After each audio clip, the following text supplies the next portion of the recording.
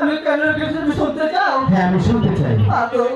তুমি তো দেবী, তুমি কি বলতে পারো আমার মানিকদের কি হয়েছে?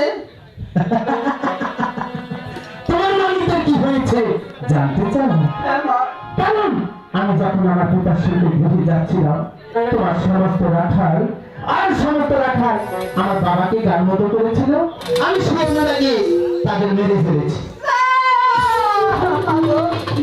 তুমি কি করেছো মা? তুমি মা হয়ে ওদের দুটি রেখে ক্ষমা করে দিতে পারলে না মা?